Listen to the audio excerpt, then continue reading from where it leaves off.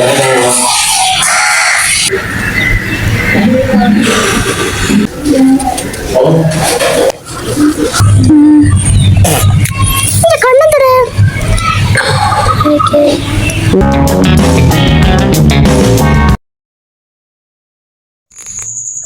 அஸ்ஸலாமு அலைக்கும்.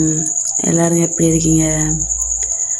இன்றைக்கு காலையில் எழும்பினோன்னையும் அரிசிமா புட்டும் வாழைக்கருவாட்டு பொரியலும் தக்காளி பழம் உருளைக்கிழங்கு எல்லாம் போட்டு ஒரு பால் கறின்னு அன்றைக்கி காலை சாப்பாடு செஞ்சனாங்க. செஞ்சு முடிச்சுட்டு காலை சாப்பாடு எல்லாம் சாப்பிட்டாச்சு.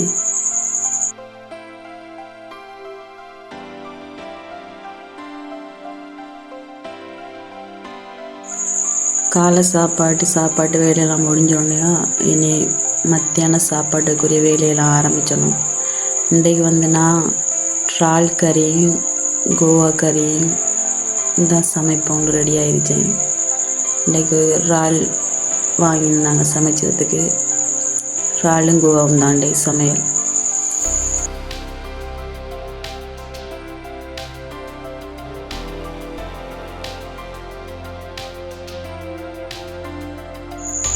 என்ன இறாலும் கோவான்னு சொல்லிட்டு இடையில விளாம்பழமெல்லாம் காட்டுப்படுன்னு நினைக்காதங்க.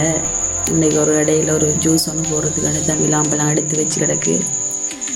அது கேட்டால் காட்டுன்னு சொல்லிட்டு அவங்கள்ட்ட வீடியோவில் காட்டினேன். நான் கோவாவுக்கு கோவாவும் கரட்டும் மாசி பச்சை வச்சுக்காய் கருவேப்பிலை வெங்காயம் தேங்காய் உப்பு தண்ணி கொஞ்சம் ஊற்றி அப்படி அடுப்பில் அவிய வச்சா கோவா கறி வேலை முடிஞ்சிட்டு.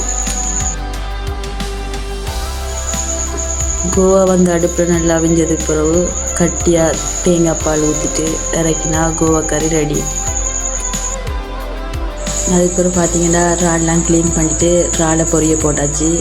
அடுத்து இறால் கறிக்கு அடுப்பில் சட்டியில் தேங்காய் எண்ணெய் ஊற்றிட்டு வெங்காயம் கருவேப்பிலை எல்லாம் வதங்கினதுக்கு பிறகு இஞ்சி பூண்டு பேஸ்ட் போட்டு அதுவும் வதங்கினதுக்கு பிறகு தக்காளி போட்டுட்டு தக்காளியும் கொஞ்சம் நல்லா வதங்கினதுக்கு பிறகு இறாலை கொட்டி இறாலோட 2 உருளைக்கிழங்கையும் போட்டு உப்பும் போட்டு கொஞ்சம் உருளைக்கிழங்கு அவியறதுக்கு வச்சா ஓகே.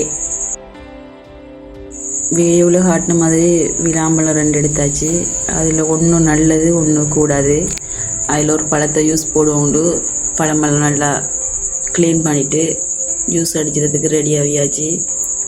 நம்ம சமைச்சிட்டு இருக்கும்போதே நம்மளுக்கு ஒரு எனர்ஜியான ஒரு ட்ரிங்க் குடித்தா தான் நம்மளுக்கு ஒரு ஸ்பெஷலாக இருந்துச்சுட்டு ஜூஸ் போட ஆரம்பித்தாச்சு.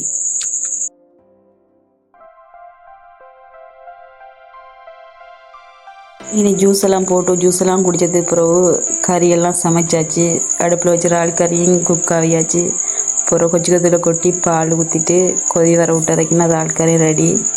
அதுக்கு பிறகு ஜூஸ் எல்லாம் குடிச்சிட்டு கொஞ்சம் நேரம் வெளியில் வைத்து பூனைக்குட்டியோட மகள் விளையாடிட்டு இருந்தா. அதையும் கொஞ்சம் நேரம் பார்த்துட்டு இருந்து. மகளுக்கு பூனைக்குட்டின்னா சரியான விருப்பம். அவங்க பூனையை கண்டா விளையாடிட்டே இருப்பாங்க. அதனால் கொஞ்சம் நேரம் அவங்களையும் விளையாட்டு காட்டிட்டு அப்புறம் அவங்கள குளிச்சாத்துட்டு அப்புறம் சாப்பாடு கொடுக்கத்தான் இருந்துச்சு. இனி கொஞ்சம் நேரம் விளையாடட்டுன்னு அவங்கள விட்டாச்சு. விளையாடினதுக்கு பிறகு தான் இனி சாப்பாடு கொடுக்கணும்.